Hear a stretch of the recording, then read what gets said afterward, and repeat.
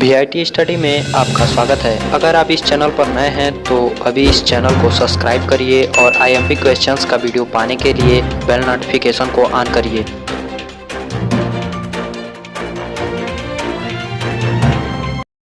दोस्तों, ये हमारा फिजिक्स का पहला चैप्टर है, वैद्युत आवेश तथा क्षेत्र।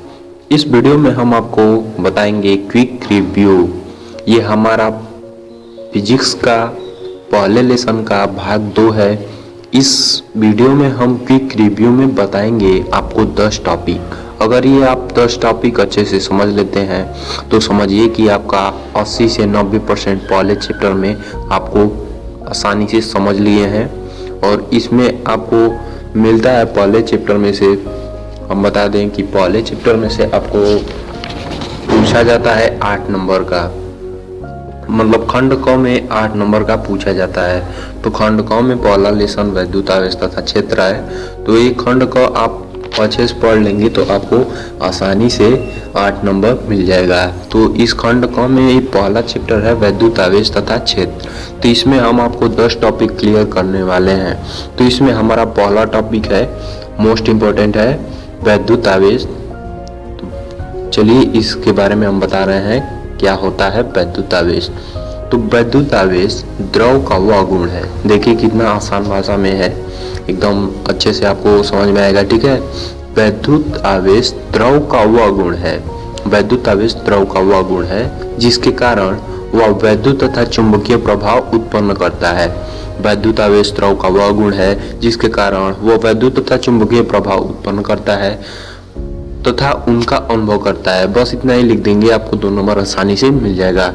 और पूछेगा कि ये कितने प्रकार का होता है, तो दोस्तों ये 2 प्रकार का होता है, पहला धनावेश और दूसरा ऋणावेश। चलिए एक बार फिर से बोल देते हैं कि वैद्युत आवेश द्रव का वह गुण है जिसके कारण वह वैद्युत तथा चुंबकीय प्रभाव उत्पन्न करता है तथा उसका अनुभव करता है।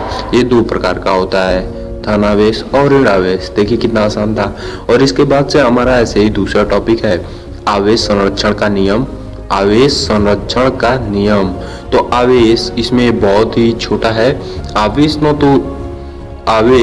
तो उत्पन्न किया जा सकता है, आवेश को ना ही उत्पन्न किया जा सकता है और ना ही नष्ट किया जा सकता है। यही इसका परिभाषा है। इसके बारे में और कुछ जान लीजिए। इसके केवल एक वस्तु से दूसरी वस्तु पर स्थानांतरण किया जाता है। इसे केवल एक वस्तु से दूसरे वस्तु में स्थानांतरण किया जा सकता है, लेकिन आवेश न तो उत्पन्न किया जा सकता है और ना ही नष्ट किया जा सकता है। ये हमारा दूसरा भी टॉपिक क्लियर हो गया। ऐसे ही हमारा तीसरा टॉपिक है वैद्युत क्षेत्र की तीव्रता। इसे प्रूव भी करना है, इसलिए ये प्रूव करने के लिए हम एक अलग से वीडियो बना देंगे वैद्युत क्षेत्र की तीव्रता का। तब तक ये आप इसका छोटा सा परिभाषा जान लीजिए। वैद्युत क्षेत्र के हम इसमें परिभाषा के साथ साथ इसका फार्मूला भी बता देंगे। तो चलिए हम बताते हैं कि वैद्युत क्षेत्र के किसी बिंदु पर रखे परीक्षण आवेश के वैद्युत क्षेत्र के, फिर से सुनिए, वैद्युत क्षेत्र के किसी बिंदु पर रखे परीक्षण आवेश के प्रति एकांक आवेश पर कार्यरत वैद्युत बल को उस बिंदु पर वैद्युत क्षेत्र की तीव्रता E कहते हैं। एक बार फिर से बोलते हैं, वैद्युत क्षेत्र के किसी बिंदु पर रखे परीक्षण आवेश, क्या परीक्षण आवेश के प्रति एकांक आवेश पर कार्यरत वैद्युत बल को उस बिंदु पर वैद्युत क्षेत्र की तीव्रता E कहते हैं।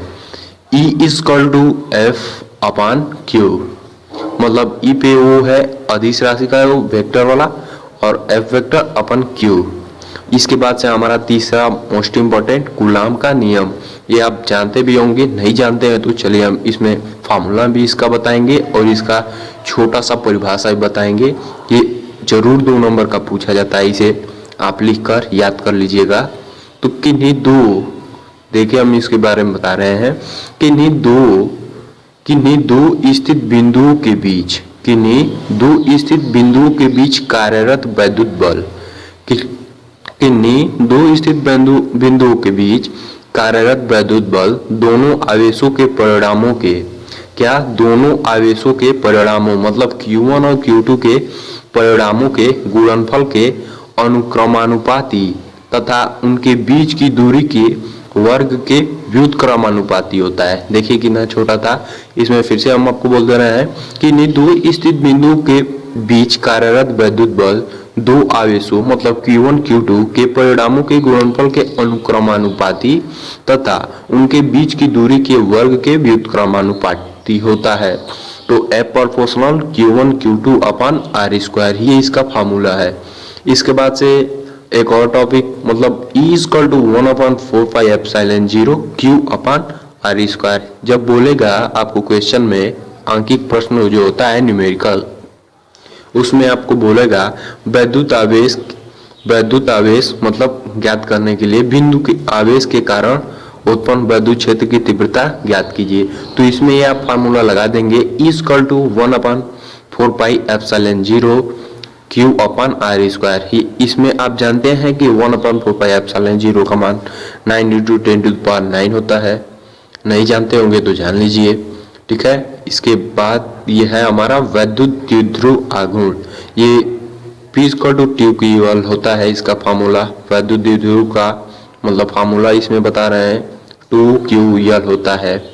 और एक और चीज है tau equal to PE sin theta. जब आपको पूछेगा न्यूमेरिकल में कि एक समान वैद्युत क्षेत्र में स्थित वैद्युत द्विध्रुव पर कार्यरत बल आघूर्ण ज्ञात कीजिए, तो आप लगाएंगे tau equal to PE sin theta.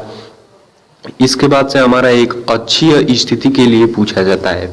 ये आपको पूछा जाएगा सॉल्व करने के लिए और प्रूव करने के लिए भी 5 नंबर में देता है। तो इसमें देखिए वैद्युत द्विध्रुव की अच्छी स्थिति में उत्पन्न वैद्युत क्षेत्र की तीव्रता ज्ञात कीजिए। तो इसमें फार्मूला आप लगाएंगे E equal to 1/4πε0 2P upon R3।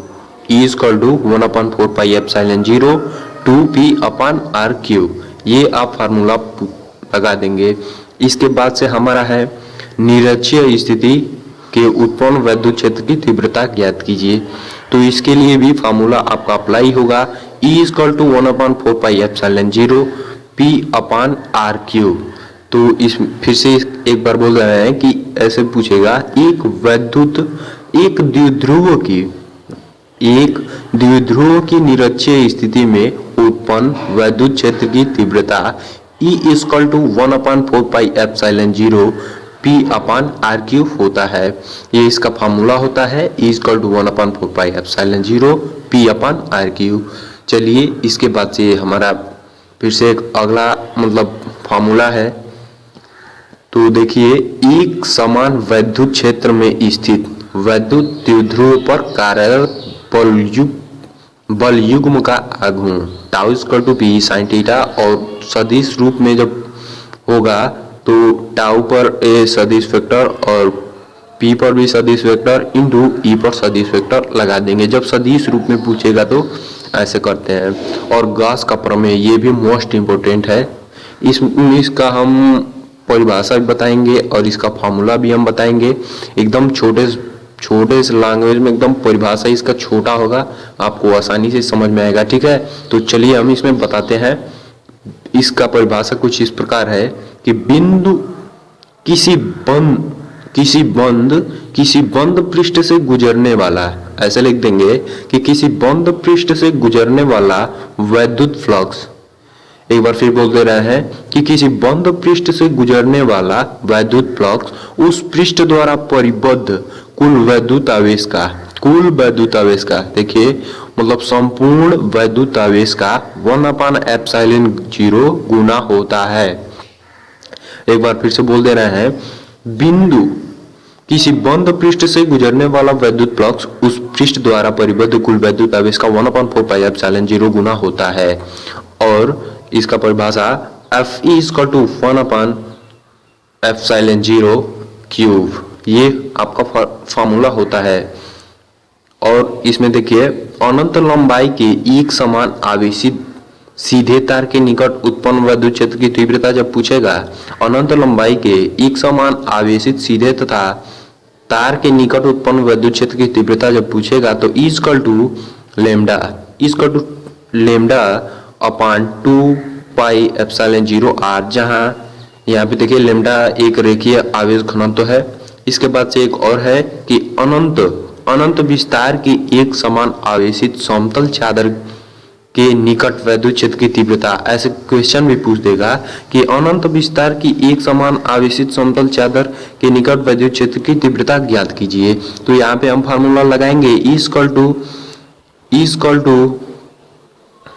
To lambda upon 2 epsilon 0, जहाँ लैम्डा पृष्ठीय आवेश घनत्व और एप्सिलॉन 0 निर्वात अथवा वायु की वैद्युतशीलता होती है।